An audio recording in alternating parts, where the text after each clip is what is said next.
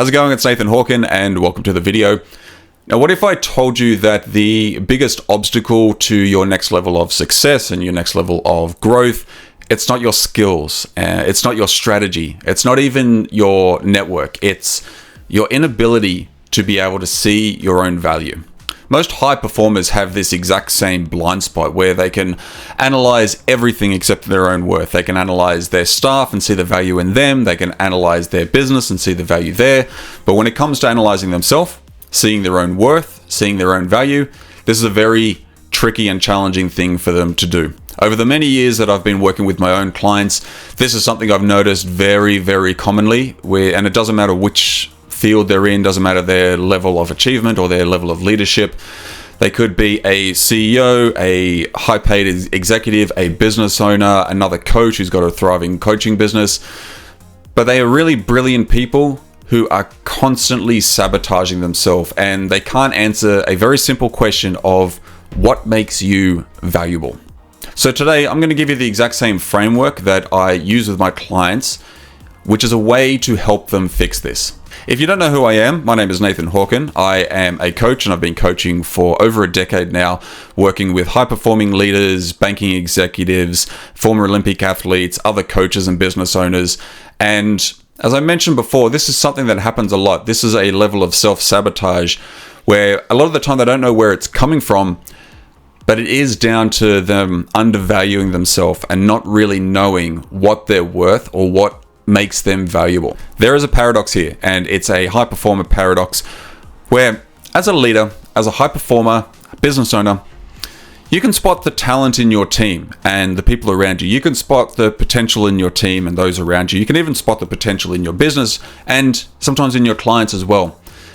But you can be blind to your own. It's very difficult to actually put up the mirror in front of you and see your own value and see your own worth. You can celebrate the wins of your team, you can celebrate the wins of others, but get really good at dismissing your own wins and your own successes. You might see it as, say, just doing the minimum, the bare minimum to get by. You know, I could always do better. You might even have a PhD in analyzing everything except the person in the mirror. You can look at everything, you can analyze everyone, analyze everything in your business, but when it comes to actually looking at yourself in the mirror, it might even be a metaphorical mirror, but looking at yourself in the mirror and yet trying to analyze yourself, this becomes the challenge. This becomes really difficult because it's very difficult to see something in you that you may not want to look at, you may not want to see, or you may not want to give credit to. So why does this happen? I think that's a really good question, because when I'm working with a client, one of the things I need to understand is how they think a certain way and why they've got their blind spots up, especially when it comes to themselves and their own worth, their own value. It can be very easy to look at everyone else, but we need to understand, why is this actually happening? What's the purpose of being blind to your own worth and your own value? Now, one of the reasons for this is that success tends to move goalposts. So when you're a high performer, when you're a high achiever, when you're running a big company or running your own business, because you've achieved so much already and you've had some really what could be classified or accounted as quite big successes along the way, these successes move the goalposts. So what used to feel like achievement now feels like a baseline that you're always striving to top. Another reason is that there's a comparison trap which happens when everyone else looks more confident, they look more capable, they look more worthy. And so you start to compare yourself to other people and to how they're perceived and what they're doing and how they're coming across. And then this can be coupled in with the perfectionist curse, where if it wasn't perfect, it doesn't count, which totally dismisses a lot of the work that you're actually doing. By understanding why this is happening, you can begin to understand the actual cost that it's having on you, because when you are undervaluing yourself, when you don't know your value, you don't know your worth, this can cause a lack in confidence, which can hesitate you with important and strong decisions that need to be made or moments that need to be had in your leadership, in your business. When you're hesitating instead of moving forward, you're prolonging the work that you're doing. You're halting a lot of the work that your team can do. So because you're undervaluing yourself, then you're hesitating in these very vital moments. You can also undercharge your own value. And so what do I mean by this? I mean, If you're a one-man show doing your own business, or if you're a leader in your own business and it's a service-based business, you can start to undercharge your own value because you don't recognize and understand your own value. You don't recognize and understand your own worth. And so you think in your mind, you come up with a price that fits into what you believe, not what it actually is. So when you're undercharging your value, your financial earning capacity starts to diminish. If you are seeking a promotion or you're looking to move into another company in a higher leadership role, but you don't understand or recognize your own value, then how could you possibly negotiate on a salary that fits your value, not what you think it should be? This also leads to you saying yes more often than saying no, which ultimately takes more of your time and energy and focus away from your priority tasks and what you need to be doing. And of course, if you're not valuing yourself properly, you're letting opportunities pass you by because you think in your mind that someone else is probably better. So to help you with this, here's what I give every one of my clients who is struggling with this. These are 5 questions that will completely change how you see yourself, but only if you actually use them. Question 1, what did I create today that didn't exist before? And I'll tell you why this one's really good and why it works really well. It's because it focuses on contribution rather than perfection. And as an example, you could say something like, I facilitated a meeting that led to a breakthrough decision. Not I had a meeting, but I created alignment where there was confusion. Do you see how it works? So what did I create today that didn't exist before? Question 2, what problem did I solve that no one else was solving? This is really good because what this is doing is highlighting unique value and perspective. And as an example, you could say something like, I identified the root cause that everyone else was missing. And so the key here to this one isn't about being the hero. This is about recognizing your unique contribution to the problem. So a really powerful question. Question 3, and this is by far one of my favorite ones, is who is better off because of the actions I took today? This is really good because what it's doing is connecting your personal actions to a real impact. This could be a company-wide impact, it could be a team impact, it could be an individual impact. And as an example, you could say something like, well, my feedback today helped my team member gain clarity about a problem they were having. This is recognizing that every small interaction counts. The email that helped, the question that shifted someone's perspective. Everything you're doing it counts and it matters. Question 4 is, what did I do that was harder than it looked? So what's something you did that when you started actually turned out to be harder than it originally looked? This is a really good question because what it's doing is it's acknowledging the hidden complexity and skills that you have. As an example, you could say something like, you know what, today I navigated a very difficult conversation with diplomacy and it created a positive result. Because we tend to minimize the things that come naturally to us.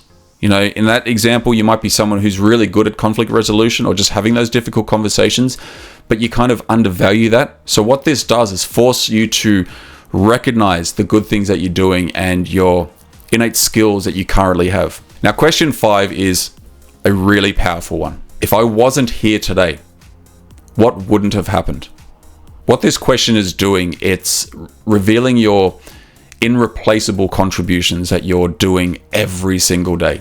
As an example, it could be something like, you know what, the client presentation that I did today would have been completely different if I wasn't there or without my strategic input. Now, this isn't an ego question.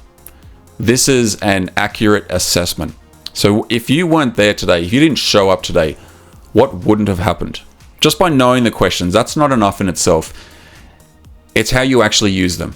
To begin with, set yourself a 5-minute timer at the end of every workday or every day for that matter. It doesn't just necessarily have to be related to work.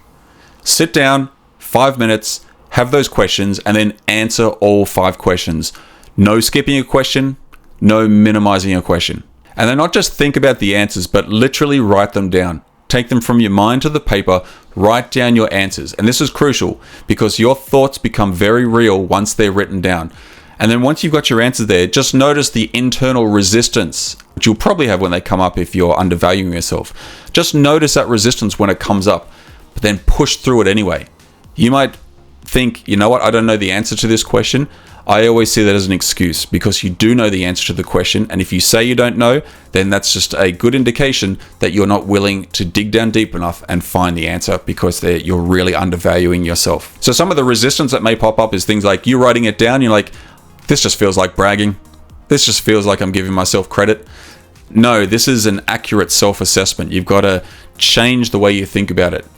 You got to reframe it in a way that's going to suit you. So this is not bragging. This is not you bragging. So if you see it like, oh, this feels like bragging, this is not you bragging. This is an accurate self-assessment. One of the things a lot of my clients will say something like, well, anyone could have done this. When you're writing down the answers, or they're writing down their answers, they think, well, anyone could have done this. Well, yeah, maybe, but they didn't.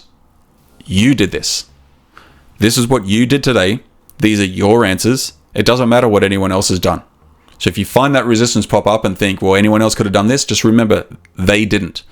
You did.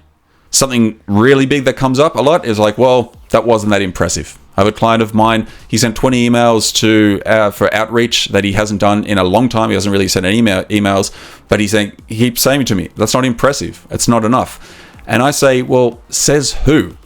What's that actually based on? What standard are you basing that on? Because yeah, to some it might not be impressive, but it's something you haven't done before. Who cares if it's not impressive? It's not always going to be the most impressive thing. But notice this is an internal resistance that's coming up. This is the thing which is holding you back at the moment. And so you have to question that and say, says who?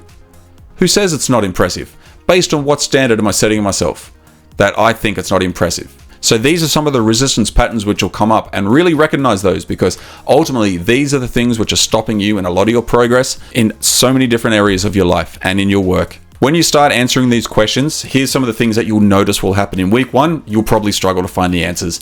It'll be difficult, it'll be hard work, but you'll probably struggle. In week 2, then you'll begin to start noticing more moments of value that you bring into every single day. Little bits here and there. Then by week 3, you'll begin speaking about your work very, very differently. After the first month, others will begin to notice the increase in your own confidence and you understanding your own value. So here's what I want you to do.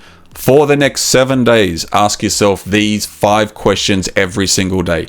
Don't wait until you feel ready. Don't wait until you have a big win. Start today.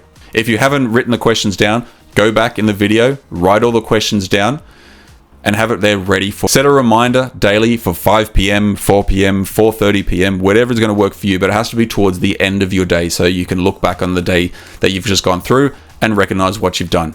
Commit to writing these down and answer them for 1 whole week minimum. And then share your biggest insights in the comments below if you feel like it, or send me a message and let me know, because I would love to hear it. What you'll notice in the first few days is you're going to feel awkward. You'll probably feel uncomfortable. It's going to push up a few barriers. By day 3 and 4, you'll begin to start noticing a little bit more. And then by day 7, you'll see patterns of value that you've been missing. Just remember, you can't lead others to a place that you've never been. And if you can't recognize your own value, how can you help others recognize theirs? Thank you for watching the video. I hope there's been some value in it, and I appreciate you watching all the way to the end. If you like my content and this video has been helpful to you, please leave a comment below.